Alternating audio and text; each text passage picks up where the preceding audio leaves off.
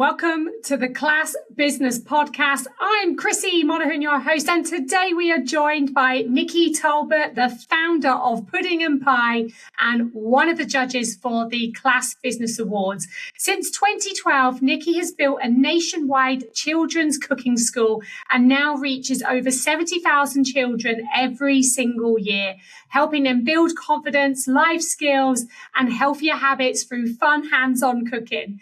She also supports women to build their own profitable cooking school businesses in their community. And I'm really excited about having this conversation. So let's dive in.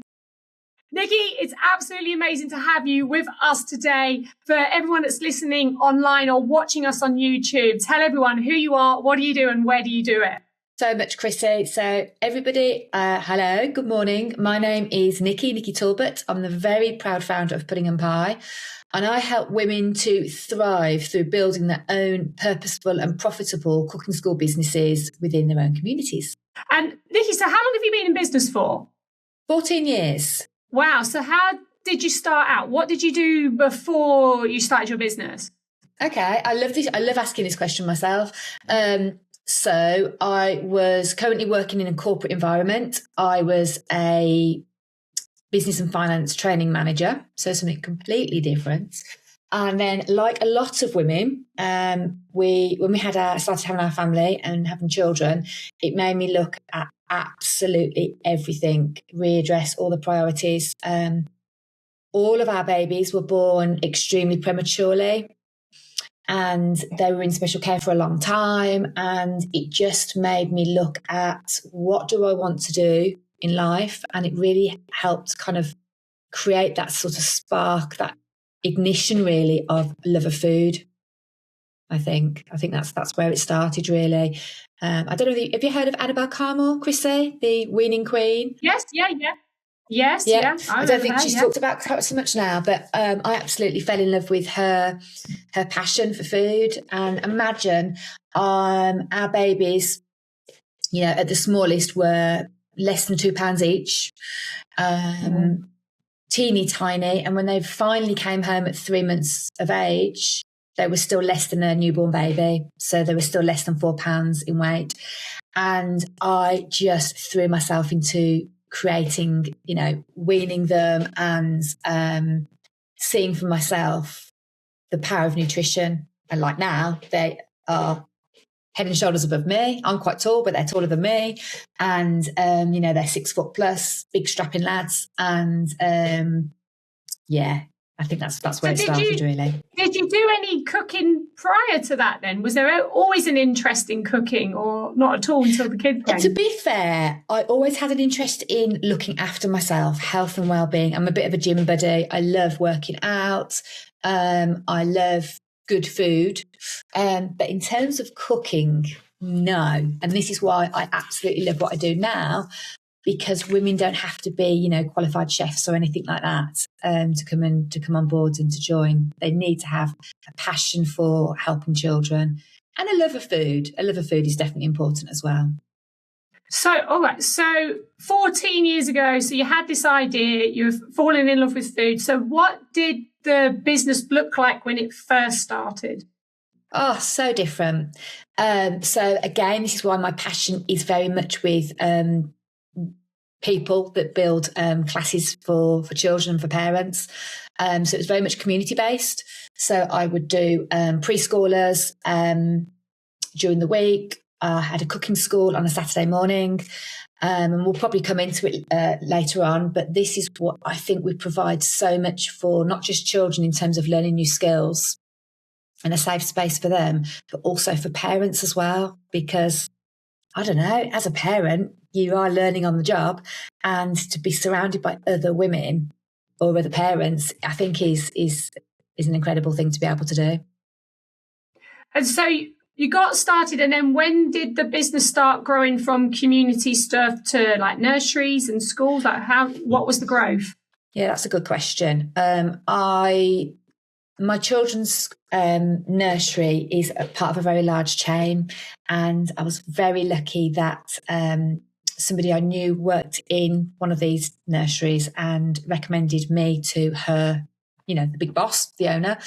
And she gave me a few nurseries to start off with, and then she gave me more and more. And she saw the impact that it then had on their parents, where the nurseries then became far more attractive because they were adding extra curricular activity providers like myself. So whether it be languages, cooking, dance, I was very much involved in that. And actually, I will name drop here, Anna, if that's okay. Anna Neville, I'm sure you know, is a friend of mine, and she lives locally to me. And she kept saying, Nikki, if you're going to grow this business as you want to, you're going to have to stop, the teaching bit. And I was kicking and screaming, and it took me 12 years to stop the teaching. And it made only because really I realised that if I wanted to have more impact on more children, I wasn't going to be able to do teaching full time as I was, because now I was going into schools as well. And it was a full-time job, which I loved.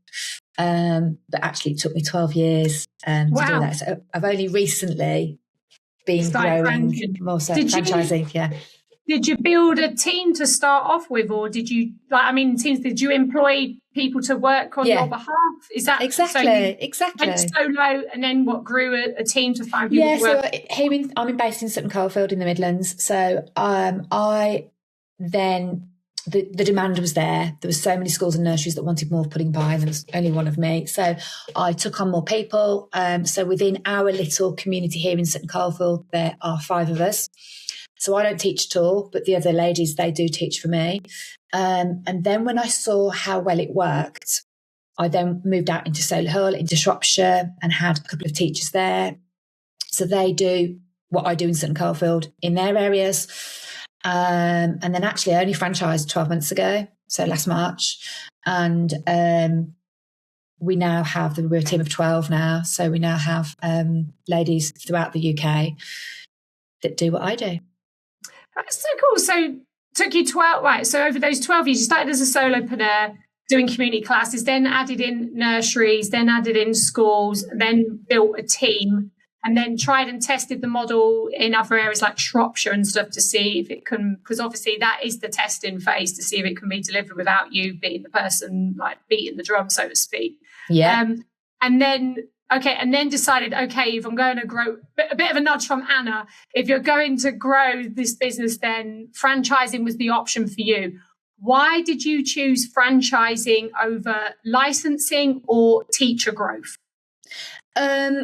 Because I felt that I wanted to be able to give women the opportunity. I say women, I haven't got any men on the team, but always, open to that. But I think with the license, they can only do so much. With the franchise model, what I really want to be able to give them is the purpose and the profit. And I truly believe that when you have a family, you can go one of 2 ways, generally speaking. You can carry on the corporate route. That can work for you. That's great. But for so many parents, it doesn't work with the family setup. So it's almost like the golden handcuffs that keeps them, in that, with the pension, with the salary, with the holiday, all of that kind of stuff. It doesn't quite work for them though. And I think once children then begin to become more independent, there's a little bit of my next chapter now, what's next? Or they, when I say play small, it's not the right expression, because it's not. It's important. It's important that they have something that supports their family life, so they don't potentially have them a role that really fulfills them. It works well for the family. They have their family life. They're able to take them to school. They're able to pick them up. They're able to ferry them here, there, and everywhere.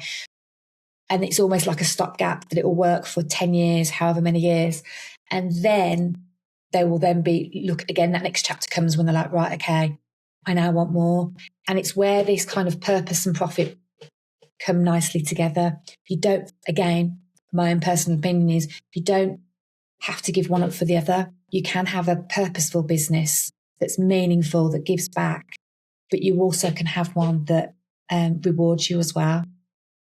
Oh, for sure. And that's where I feel that the franchise works beautifully. So then we franchised the business, and then what was your strategy to bring on your first cohort of pilots, so to speak, to then test the model? I'd love to be able to say that I had a great strategy in place and I was going to look at maybe closer to home first, but purely it was more about getting the right people. So the people that were hardworking, that were ambitious, but also were taking a bit of a chance on themselves, really, that were backing themselves. And so we've got franchisees in Cornwall, in Liverpool, in Worcester, in Staffordshire. Probably missed somebody out. Sorry if I have. Did I say Liverpool? So they are dotted all around, but they're the right people. And that's what the strategy for me was important. It was the right people. How did you recruit them? Did it come organically? Because I remember we had a conversation where you said you organically brought people in. Yeah, a bit of both. I do run Facebook ads, and that's took a lot of tweaking and getting the right person that A, understands what this is, and B, is the right kind of person as well. I think the challenge is if you are, for example, looking for somebody, we'll use language again, that has a language skill, then that's great. It's a real pointer that you are potentially the right person. You do have to have an interest in food and you do need to be warm, hardworking, love children. But actually, that's quite hard to quantify, isn't it? Or to qualify. So it's about getting that messaging right, which I'm still working on. It's an ever evolving thing. But I also like to think that I do a lot of organic stuff as well. And when I look at the people that have joined the team, some of that, it's been a real mixture of the two. People that do not know me at all and people that already know and trust Pudding and Pie. And it's bringing those right people in for sure, which is what every franchisor's dream is, to bring in the right people for the team. And how have you found the transition from basically managing a team of employed staff or contracted staff to a team of franchisees who are technically independent and run their own business, and it is a different role? How have you found that transition? Well, before I say anything, let's just remember I am only a year in, so I still have my rose-tinted glasses on, and I am loving it. And again, like everybody's business, everything is ever evolving, isn't it? Somebody gave me great advice, and they said, as you're embarking on this franchise journey, act as if you already have 20, 30, 40 franchisees. So to provide, create those, the structure in place in the first place. So I did get really tight on my boundaries, both with my team and with my franchisees. I see them all as my team. It doesn't make a difference, but I'm very much, it's quite embarrassing to say actually, but so I now say at 6 o'clock, you can message me whenever you like, but after 6 o'clock, I won't be responding back unless it's urgent. And so I am quite tight with that. So I'm really tight with my own energy levels and my own boundaries.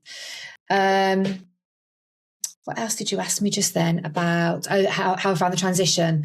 I'm really enjoying it, Kristine. I really, really am. I love when you've got that initial. So I'm about to go to Liverpool next week with one of my new franchisees. And I think it's safe to say that she was quite cautious. And when she sees how I hold her hand, because I've walked this path a few times now, and I hold their hand, we talked very candidly about what the minimum income needs to be and what time frame. And I'm like, right, okay, that equates to X amount of schools. Let's go. So we go from the uncertainty, and I never take that for granted that they are absolutely, putting their trust in me. And then the next step is when we then get schools on board. We're going to see 5 schools in Liverpool next week, and I love that. I love that for other women, and I love building that momentum up as well. It's quite addictive, really. I often say this to franchisors who, you made the transition originally from doing a do to employing a team. And a lot of franchisors who are emerging, so if they're like brand new and starting out, they still obviously desperately want to teach their classes because that's what they got into the business for originally, because they wanted to teach. But there is this transition where you then have to be a leader, like you need to lead. And a lot of emerging franchisors do struggle with that transition. But I used to say to them, but you'll get your dopamine, because that's basically what it is when you're teaching, it's the dopamine to see all the great stuff that you're doing. You'll get that from your franchisees, because when they get results and you see them deliver your brand, then that's where your dopamine will come from in the future. It's exactly that. It's, it's very similar. We talk a lot about our business being our baby, and actually having franchisees do that is an extension of that. So just like we feel proud of our children as they take those next steps, whether it's actually the physical next steps or going to school or learning to drive or whatever. I'm going goosebumps. It's exactly the same for me with my franchisees. I care deeply, and I'm never going to apologise about that, but I really care about their success, and that not even just the money on the table, but also about that they're like, I've done this, I've built this, and it's my very own thing. And that's where it all comes from. And obviously you talk about a lot of the work you do with schools, and you've got into schools and nurseries. Now, I know lots of the listeners look for opportunities to work with schools. Is there any tips and advice that you could share with how you've built that and how you've built those relationships? I mean, you've talked about going to Liverpool next week with 5 schools already lined up. So share. I'm going to do another name drop. Keris Keneally. She really helped me with the Approaching Schools Academy. And I now, every time she does a new boot camp, I'm an ambassador for her. It works. It really, really works. I've tweaked it to suit me and to for my own style. And there is very much a certain way, but it is really about offering extra value to those schools. And it might not be a popular opinion, but actually schools are not going to be waiting for us. We need to let them know that we exist. And it's letting them know that we exist in a very, this is what I can do, this is where we are, way. It's not salesy, it's not icky, it's none of those things. But we do need to put that work in the first place. Once they've got you, they won't ever want to let you go. And that's what I love the relationships. We're currently teaching about 70,000 children every year through lots of different schools, lots of different nurseries. And I love that we keep that relationship with the either the nursery manager or the headmaster or the teachers. And some of my customers have been with me for 10, 12 plus years. So again, that's what I think is lovely, to be able to do that. I've just literally recorded a vlog which was talking about relationships, and that, if you want to get into nurseries and school, or if you want to be on a local authority agenda, whatever it is that you're aiming for with your goals, that you need to think about how you build relationships and how you get into those rooms, and how do you get yourself in front of the right people. Because I believe that's the way forward. I basically just told people, if you're trying to build a relationship from your bedroom, then you're in the wrong game for 2026. You've got to get yourself 100%. But I also understand the confidence that it requires as well. And I think if people are waiting to feel confident to make those calls, to send those emails, to whatever it is that you're doing, it's never going to come. The confidence comes from doing it, having your own back. And then you're like, oh yeah, I remember when I called this school, and now they are one of my most valuable customers. And I look back at some of the schools that have come, and I've been talking to them from 12 months previously. So it does take time. It's taking time to, and I guess really we do come full circle, right at the beginning of our chat here. I still laugh and say about how I was a finance manager, training manager for RBS. Actually, it really does all make sense, because the things that I learned in corporate really do help pay dividends now. And even going back as far as when I was 16, the GCSEs that I loved was food tech and business studies. Never in a million years did I think, fast forward to 30 years later, I'd have a food and nutrition business. But there you go. Maybe the stars were already aligned. I don't know. Right, well, yeah, things do happen for a reason, don't they? And like I always say to people as well, and I don't know if this is something I follow as well, Nikki, is that where you start is not always where you finish. Like I've seen, and sometimes you can also be in the wrong vehicle. Like I've seen people who are outstanding, but they're in the wrong vehicle. And you're like, if you just got into a different vehicle, you would be smashing it. 1,000,000% that. Yeah, it's recognizing that, isn't it? And I say that to people all the time. You're growing if you're doing something else or something new is on the horizon. That's maybe where it was meant to go. Exactly. And I think that's why I personally love being in business, because I'm constantly growing. In fact, I'm going to do a post about it later today. I'm 49 and I'm still learning like a 6-year-old. And I absolutely love that. Even just like the smallest of things. And when I learn it, I'm like, yes, I'm not... I shouldn't say this really because it's not massively true, but I do feel like I've got a real weakness when it comes to tech. And I love when I learn something new, and I feel like absolutely invincible just from learning that one little thing. But, none of us are infallible. None of us are, and it's been able to also reach out to others that are also in business that's like, give us a hand here. I'm not sure what I'm doing. And I hate asking for help. But I'm getting a lot better at it now as well. I think if you've got to look at, and it's another example, someone was doing something, like they're building something. And I said, is there already somebody doing it? Because if they're already doing it, they're leading the pathway, then go, because success leaves clues. Go and track and see what they were doing, what they're creating, what they're building, and then ask for help because there's enough people out there that are willing to give it. But I think, we're just in this whole, well, we've always been, I think it's from school, isn't it? It's like, do your homework, do everything yourself, but don't share with others. But we are in a collaborative industry, and I do think we're incredibly lucky to be in this environment. Yeah, so they do great stuff. Which brings me nicely on to that you are a judge for the Class Business Awards. Yes, I am. Thank you very much. Excited about. So what made you think, I want to be part of this and I want to be a judge in it?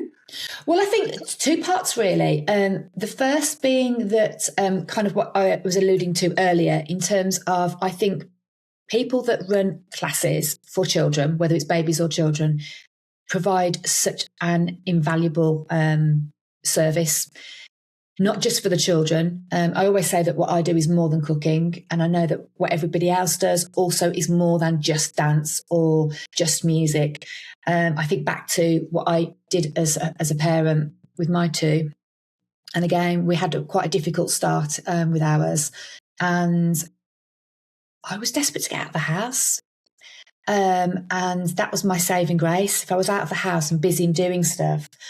So I did lots of things like tumble tots, like the music classes, and even just like the stay and play.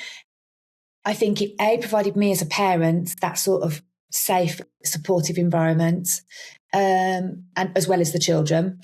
So that's the one thing I feel really, really strongly about, that actually we really need to recognise these class providers in the amazing work that they do.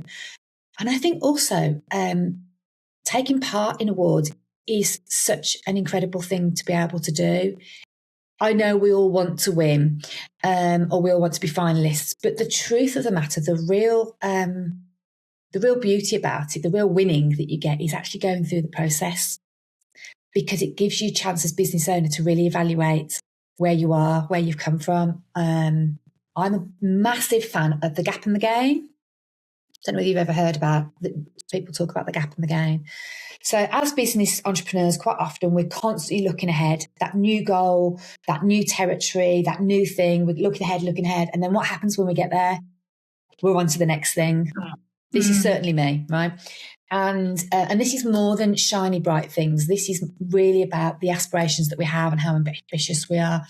Actually filling in an award, answering those questions. I'm going goosebumps again. It really gives us a chance to reflect on behind us. What have we gained? Because actually when we look at what we've gained, whether it's new knowledge, new income threshold, new markets, whatever it is, that then gives us the impetus to go on to the next thing and actually be able to say, to reflect and go, yeah, I did a good job there. Wow, I didn't think about 12 months ago what the difference is to where I am now. And I love that for people to be able to do that as the process of yeah, I mean, that is the massive benefit of doing awards, is that whole reflection piece, and then utilizing that to use it in your marketing, etc., going forward. And also it helps build the confidence, because if you actually look at what you've done, you're like, wow, I've actually done a lot. And again, it's that, like you said, that whole self-belief. Well, if I've done it once, I can do it again. It's a bit like when I trained for a marathon, and then I ran 2 marathons.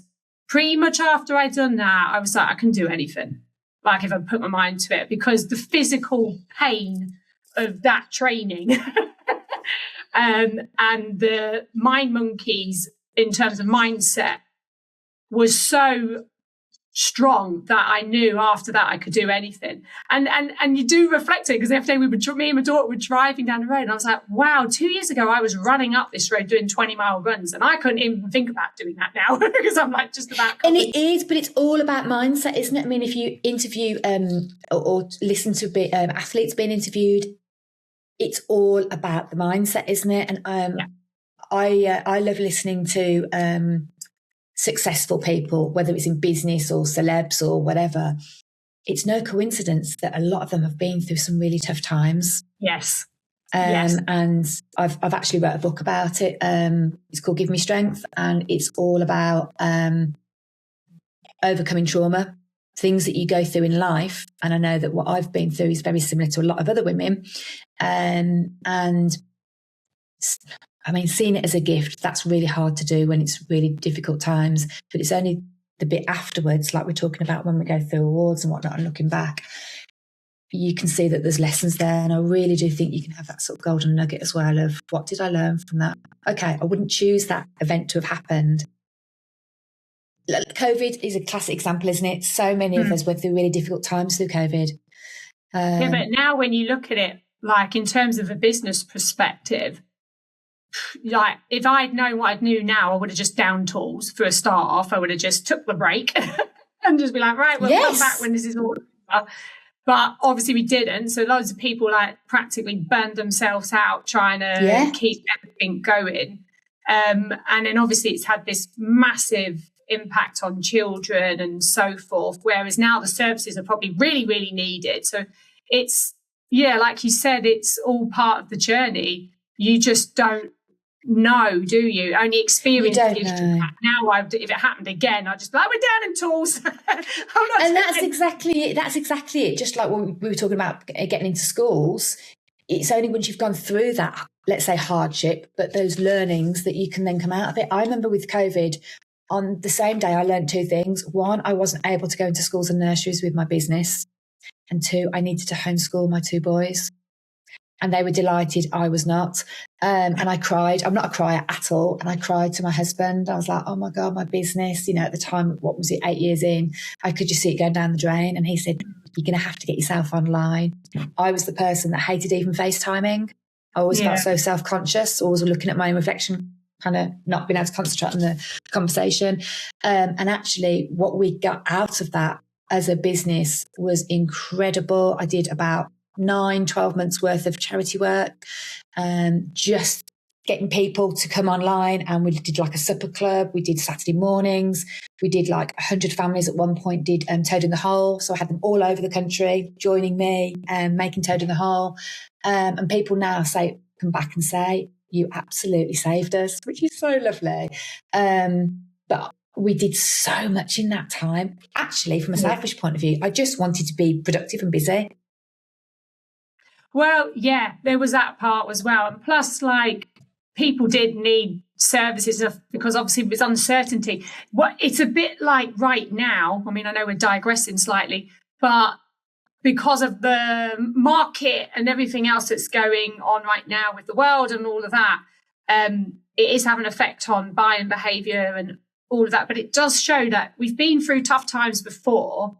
So businesses can not pivot, but they can adapt and they can change and meet the needs of the market. Because if you've been through that, I mean, for you and me who went through that, we can handle this. Absolutely. Someone new starting out, they're probably like, oh, I don't like, but and I get it. I really, really do get it. And it was really tough. But also, like you, I definitely would have took my foot off the gas in terms of like, okay, let's just chill. I think part of it was we didn't know when it was going to ever end, and then we think it would end, and then it would come back in again. So yeah, there was a lot to take in. Like you said, a lot of lessons learned, and a lot of businesses did adapt and move quickly. And it's all of that work that, going through an awards process is a good way of reflecting on the last 12 months and going, actually, I've done a heck of a lot. I've survived in this current market. That's not an easy market to navigate right now.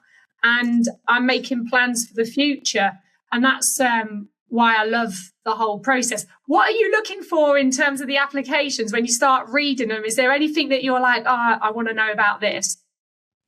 I'd love to know about the reason why people set up in the first place. I'd love to know about what they offer other than just that skill for their children. I think when the real magic happens when you are giving a skill to a child, and that then it helps them further on in life with other things. So I'd really love to hear a little bit more about that as well. I'm really excited actually, because there's so many amazing practitioners, isn't there? Yes, there is. And there's just so many stories and the impact that people are having on children and families' lives and adults. And it's like you just said, it's that skill that later on in years to come, the child will be like, oh, do you remember when I used to go to said club?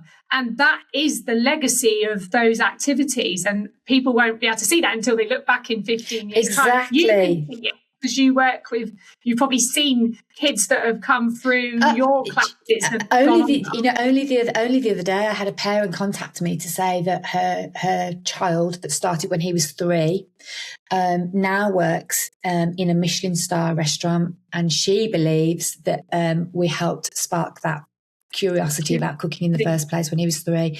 Now that is proper goosebumps, and I don't necessarily expect that so much, but I don't know about you, Chrissy, but do you ever have like a teacher or something you've been to when you were younger? Do you remember how that teacher made you feel? Oh yeah, totally. Like my athletics club was my family. Like I used to train 5 times a week with them. Coaches in there make a massive difference to your life. I saw my coach more than I saw my parents. Yeah, and I think it's a real special relationship, isn't it? Probably not the right words, but because they're not your parents. Yeah. For the very fact that they're not your parents, but they're still a mentor, they're still a guide. You'll probably listen more to your coach than you would your parent.